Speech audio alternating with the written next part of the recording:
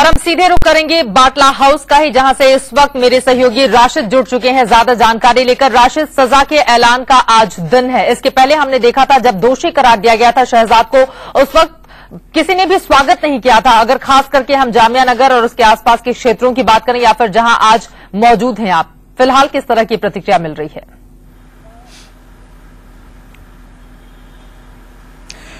हम इस वक्त जामिया नगर में मौजूद हैं और मैं बाटला हाउस के ठीक उसी फ्लैट नंबर L18 के सामने खड़ा हूं। चित्रा, आप देख सकती हैं ये L18 फ्लैट है जिसकी चौथी मंजिल पर एनकाउंटर को अंजाम दिया गया था।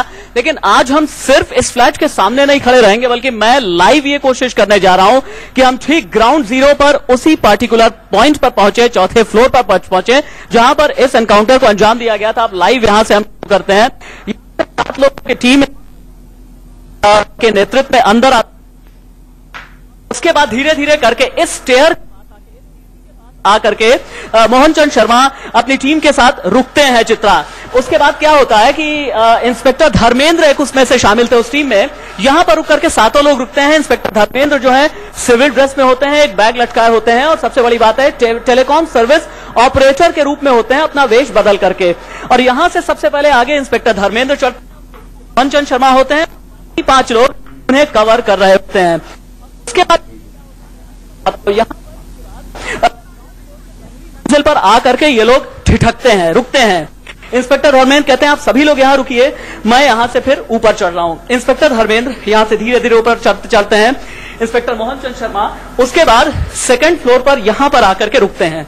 इंस्पेक्टर धर्मेंद्र को इशारों में कहा जाता है, सभी लैस थे अपने हथियारों के साथ और कहा है कि चौथी मंजिल जो है उनकी डेस्टिनी थी और चौथी मंजिल पर यह पता था। राशिद की चूंकि आवाज साफ नहीं हो पा रही है, दोबारा से उनसे संपर्क साधने की हम कोशिश करेंगे। बहरहाल किन आरोपों में शहजाद दोषी करार दिया गया है वो हम आपको दिखा रहे हैं। धारा 302 हत्या की ये धारा उसके ऊपर लगाई गई है। धारा 307 हत्या की कोशिश का भी मामला ये पूरा का पूरा।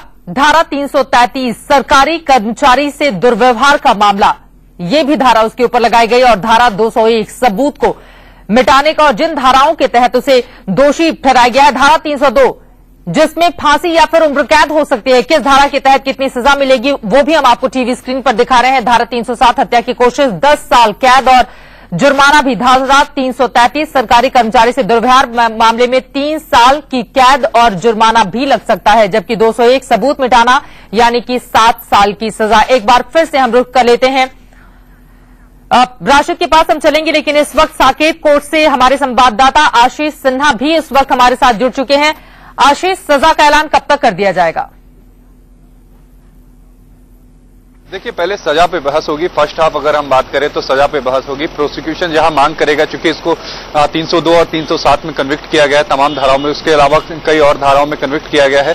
302 की बात करें तो हत्या या उम्र कैद हो गई, तो माफ करिएगा, उसमें फांसी या उम्र कैद की सजा हो सकती है। तो जाहिर तौर पर जो प्रोसिक्यूशन होगा वो यही चाहेगा कि इसको फांसी की सजा दी जाए। और जहां तक अगर उम्र कैद भी मिलता है तो सुप्रीम कोर्ट का एक लेटेस्ट जजमेंट आया है 1993 मुंबई बम ब्लास्ट में, जिसमें सुप्रीम कोर्ट ने साफ कह दिया है कि अगर आपको लाइफ सेंटेंस मिलता है तो वो लाइफ सेंटेंस ही रहेगा।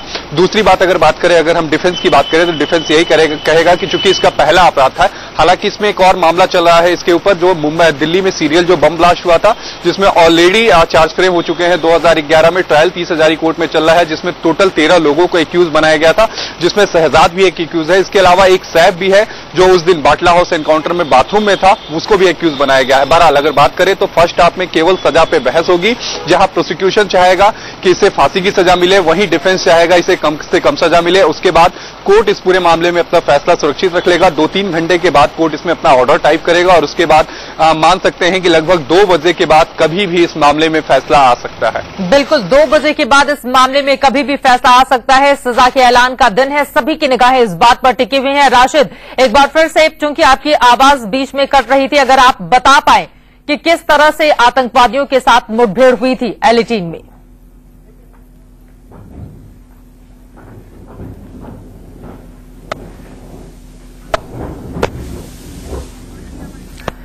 राशिद, माफ कीजिएगा, आपकी आवाज हम तक नहीं पहुंच पा रही है। एक बार फिर से हम रुक कर लेते हैं। हमारे साथ हमारे संवाददाता आशीष लगातार जुड़े हुए हैं और